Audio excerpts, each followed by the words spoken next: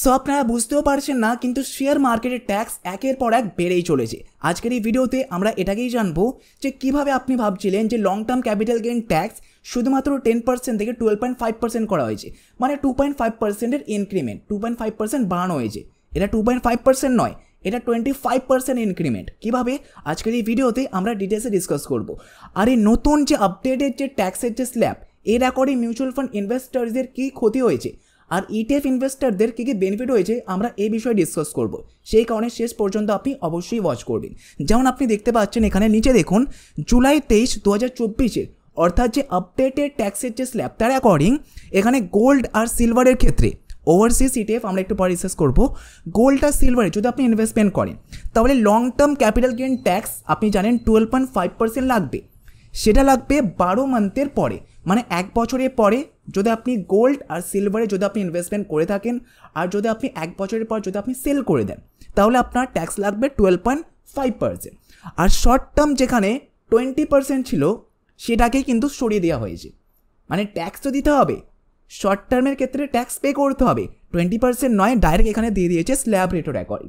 এবারে slab rate কি আপনি জানেন যে ইনকাম ট্যাক্সের যে মানে আপনার যতটা ইনকাম তার অ্যাকর্ডিং আপনাকে একটা পার্সেন্টেজ অফ ট্যাক্স পে করতে হয়। মানে যদি আপনার ইনকাম 3 লাখ থেকে 6 লাখ টাকা হয় তাহলে 5% ট্যাক্স, 6 থেকে 9 লাখ হলে 10%, 9 থেকে 12 লাখ হলে 15%। মানে আপনি যদি 9 থেকে 15 লাখের ব্র্যাকেটে যদি আপনি আসেন তাহলে আপনাকে 15% ট্যাক্স পে করতে হবে। তাহলে এটাই আপনার ইনভেস্টমেন্টের ক্ষেত্রেও কিন্তু এসে যাচ্ছে। তাহলে শর্ট টার্মে যদি অর্থাৎ 1 বছরের ভেতরে যদি আপনি সেল করে দেন তাহলে আপনাকে 15% ট্যাক্স পে করতে হবে। সো আপনার যতটা ইনকাম তার অ্যাকর্ডিং কিন্তু ক্যালকুলেট করা হবে। ওকে, এবারে ওভারসিজ ইটিএফ কোনগুলো? ওভারসিজ মানে বাইরেকার দেশে আপনি যে ইনভেস্টমেন্টগুলো করেছিলেন, যেমন মতিলাল ওসওয়ালের ন্যাসড্যাক ছিল, মানে আমেরিকার টপ 100টা টেক কোম্পানিতে যদি আপনি ইনভেস্টমেন্ট করেছিলেন ইটিএফের থ্রু, ওকে, তাহলে আপনাকে সেম একইভাবে হোল্ডিং পিরিয়ডটা 1 বছরের ওপরে আপনাকে 12.5% ট্যাক্স পে করতে হবে, আর 1 বছরের নিচে হলেও আপনাকে স্ল্যাব রেটের অ্যাকর্ডিং কিন্তু ট্যাক্স পে করতে হবে। ওকে, সো যেমনটা ওভারসিজ ফান্ড আমি আপনাকে বললাম ন্যাসড্যাক আছে, সেরকম হচ্ছে এমএইচকে টেক, তারপর হচ্ছে হ্যানসেং আছে, ওকে, মেফ্যাং হচ্ছে। তো এই সমস্ত যে ইটিএফের মধ্যে যদি আপনি ইনভেস্টমেন্ট করে থাকেন তাহলে সেগুলো হচ্ছে ওভারসিজ ইটিএফের মধ্যে কিন্তু আসছে। ওকে, তাহলে ওপরের প্যারাটা আপনি বুঝতে পারলেন। এরপরেরটা হচ্ছে মিউচুয়াল ফান্ডের ক্ষেত্রে গোল্ড, সিলভার আর ওভারসিজ যে ফান্ডগুলো আছে, মানে সরকার তো প্রথমত বাজেটের আগে আপনাকে খুব ইলেকশনের আগে খুব আপনাকে বলছিল যে শেয়ার মার্কেটে আপনি ইনভেস্টমেন্ট করুন, ইনভেস্টমেন্ট করলে শেয়ার মার্কেট কিন্তু খুব বেশি বাড়বে। সেই কারণে মানুষরা কিন্তু মিউচুয়াল ফান্ডের থেকেও কিন্তু প্রচুর ইনভেস্টমেন্ট করেছে, গোল্ডেও ইনভেস্টমেন্ট করেছে মিউচুয়াল ফান্ডের থ্রু, তারপর সিলভারেতেও ইনভেস্টমেন্ট করেছে। তাহলে মিউচুয়াল ফান্ডে যদি আপনি ইনভেস্টমেন্ট করেন তাহলে লং টার্মের ক্ষেত্রে মানে 1 বছর নয়, এটা 24 মান্থের ওপর, মানে 2 বছর পর্যন্ত হোল্ডিং পিরিয়ড কিন্তু করে দেওয়া হয়েছে। যেমনটা ইটিএফের ক্ষেত্রে 1 বছর ধরা হচ্ছিল, কিন্তু মিউচুয়াল ফান্ডের ক্ষেত্রে এটাকে 2 বছর ধরা হচ্ছে। 2 বছরের ওপরে যদি আপনি আপনার ইনভেস্টমেন্টটাকে সেল করে দেন তাহলে যে প্রফিটটা হচ্ছে সেই প্রফিটের ওপর কিন্তু আপনাকে 12.5% ট্যাক্স পে করতে হবে। আর শর্ট টার্ম হলে 2 বছরের ভেতর হলে আপনাকে স্ল্যাব রেটের অ্যাকর্ডিং, মানে ওই ইনকামের অ্যাকর্ডিং, ইনকাম ব্র্যাকেটের অ্যাকর্ডিং, যত ইনকামের মধ্যে আপনি আসছেন কত পার্সেন্ট ট্যাক্স পে করতে হচ্ছে তার অ্যাকর্ডিং কিন্তু ক্যালকুলেট করা হবে। ওকে, তাহলে 12 মান্থের ওপরে মানে আপনাকে প্রথমত 2 বছর পর্যন্ত ধৈর্য রাখতে হবে, তারপরেই কিন্তু আপনি লং টার্ম ক্যাপিটাল গেনের কিন্তু বেনিফিট পাবে।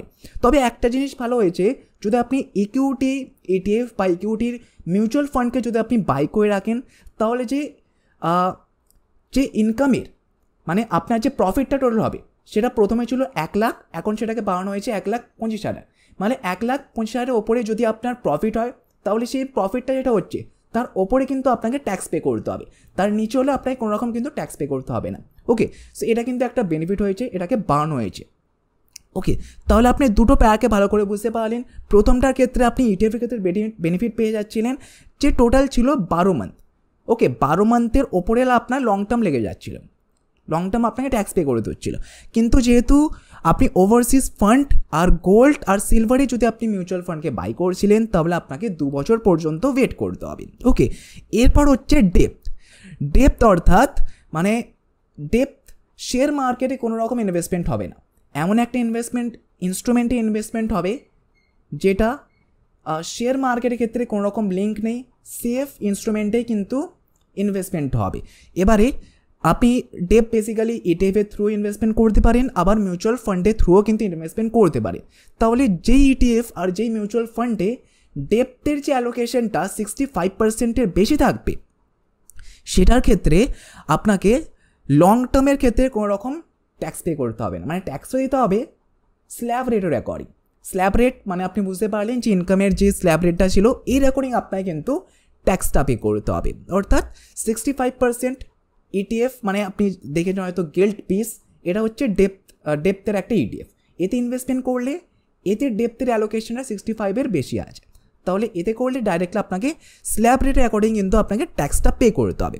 এবার হচ্ছে ইকুইটি যে ইটিএফ আছে আর ইকুইটি যে মিউচুয়াল ফান্ড আছে সেটার ক্ষেত্রে লং টার্ম একই হবে, 1 বছর পর্যন্তই ধরা হচ্ছে। 1 বছরের ওপরে হলে সেটা লং টার্ম হচ্ছে, আর 1 বছরের নিচে হলে আপনাকে স্ল্যাব রেট নয়, আপনাকে এবারে 20% ট্যাক্স পে করতে হচ্ছে। 20% ট্যাক্স পে করতে হচ্ছে 1 বছরের ভেতরে। যদি আপনি সেল করে দেন আর আপনার প্রফিটটা যদি 1,25,000-এর বেশি হয় তাহলে তাতে আপনাকে ট্যাক্স পে করতে হবে, আর 1 বছরের ওপরে যদি আপনি সেল করেন তাহলে 12.5% আপনাকে ট্যাক্স পে করতে হবে। সো এটা বেসিক্যালি নতুন নিয়মের অ্যাকর্ডিং, যেটা এখন যে কারেন্ট যেটা ট্যাক্সটা সরকার প্রোভাইড করেছে সেটার অ্যাকর্ডিং আমি আপনাকে বললাম। এবারে কিছুদিন পর হয়তো চেঞ্জ হতে পারে, সেটা নিয়ে আমি আপনাকে নতুন ভিডিও কিন্তু প্রোভাইড করে দেবো। তবে এখানে না সবথেকে বড় কিন্তু ডিসঅ্যাডভান্টেজ হয়েছে আপনাকে কোনো রকম ইন্ডেক্সেশনে কিন্তু বেনিফিট প্রোভাইড করা হয়নি। সো ইন্ডেক্সেশনটা কিন্তু মিস করলে হবে না। অনেক মানুষরা ইন্ডেক্সেশনকে এটাই চায় না। বেসিক্যালি ইন্ডেক্সেশন হচ্ছে, মনে করুন আপনি আজ একটা প্রপার্টিকে বাই করলেন 50 লাখ টাকা দিয়ে, এবারে কিছু বছর পর তার দামটা বেড়ে হয়ে গেল 80 লাখ টাকা, আপনি সেটাকে 80 লাখ টাকা 90 লাখ টাকা আপনি সেল করলেন। ওকে, তাহলে 80 লাখ থেকে 90 লাখ অর্থাৎ 10 লাখ টাকার ওপরেই কিন্তু আপনাকে ট্যাক্স পে করতে হচ্ছিল যদি আপনি ইন্ডেক্সেশনে বেনিফিট পান, যদি আপনি পেতেন। কিন্তু কোনো রকম ইন্ডেক্সেশন নেই, সেই কারণে যত টাকা আপনি পারচেস করেছিলেন 50 লাখ, এবারে যত টাকা আপনি সেল করছেন মাইনাস করলে তাহলে হচ্ছে 40 লাখ, তাহলে 40 লাখের ওপর কিন্তু আপনাকে ট্যাক্স পে করতে হবে। তাহলে বুঝতে পারলেন, ইন্ডেক্সেশন পেলে আপনাকে শুধুমাত্র 10 লাখের ওপর ট্যাক্স পে করতে হচ্ছিল, কিন্তু ইন্ডেক্সেশন নেই, সেই কারণে কেনার দাম থেকে আপনাকে ডাইরেক্ট করে দেওয়া হচ্ছে। তাহলে কেনার দাম থেকে বেচার দাম মাইনাস করে যতটা হচ্ছে তত পার্সেন্টেজের ওপর কিন্তু আপনাকে ট্যাক্সটা পে করতে হচ্ছে। মানে যেখানে ইন্ডেক্সেশন পাওয়ার ফলে আমরা ট্যাক্স দিতে হচ্ছিলো 2 লাখ টাকা, সেখানে ইন্ডেক্সেশন নেই, সেই কারণে আপনাকে ট্যাক্স পে করতে হবে 5 লাখ টাকা। তবে ওখানে প্রথমে দেখুন 20% ছিল 1 এপ্রিলে, সেটাকে 12.5% করে দেওয়া হয়েছে। অনেক মানুষরা ভাববে যে এখানে তো কমিয়ে দেওয়া হয়েছে, কিন্তু ইন্ডেক্সেশন যেহেতু নেই, তাহলে ইন্ডেক্সেশন নেই, সেই কারণে আপনাকে ট্যাক্সটা আরও বেশি পে করতে হবে।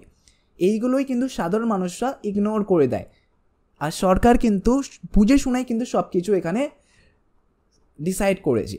সো এই জিনিসগুলোকে কিন্তু আপনাকে বুঝতে হবে। যদি আপনি নিজে থেকে না বুঝতে পারেন তাহলে এই চ্যানেল তো আছে আপনার জন্য। আমি যতটা আন্ডারস্ট্যান্ড করতে পারি, আমি যতটা শিখতে পারছি, সেই রকম অ্যাকর্ডিং কিন্তু আমি আপনাকে ডেলিভার করতে পারছি। এবার আমার থেকে হয়তো অনেক রকম মিস্টেক হয়ে যেতে পারে, সেই কারণে আপনারা কমেন্ট তো করছেন, ওকে, কমেন্টে আমি আপনাকে সলভ করে দেবো, নাহলে সেপারেট একটা ভিডিও আপনার জন্য প্রোভাইড করে দেবো যদি কোনো রকম মিস্টেক আমার থেকে হয়ে যায়। ওকে, তাহলে আশা করছি আজকের এই ভিডিওর মধ্যে বুঝতে পারলেন সমস্ত বিষয়টা। আপনার কি রায়, আপনার কি মতামত, সেটা আপনি কমেন্টে অবশ্যই জানান। কমেন্টে আমরা একটা হেলদি ডিসকাশন করতে পারি। ওকে, আর এই ভিডিওটাকে আপনি আপনার সমস্ত ফ্রেন্ডসদের সাথে যারা শেয়ার মার্কেট শিখছে বা শিখতে চায় তাদের সাথে আপনি এই বিষয়টাকে আপনি শেয়ার অবশ্যই করবেন, কারণ সমস্ত বিষয় সবার পক্ষে কিন্তু জানা খুবই প্রয়োজন। ওকে, তাহলে চলুন দেখা হচ্ছে নেক্সট ভিডিওতে। নেক্সট আবার একটা কোনো ইন্টারেস্টিং টপিক নিয়ে আমি হাজির হব। ওকে, সেই কারণে আপনি সাবস্ক্রাইব অবশ্যই করে নেবেন, আর পাশে নোটিফিকেশন বেলটাকেও আপনি অবশ্যই হিট করে দেবেন।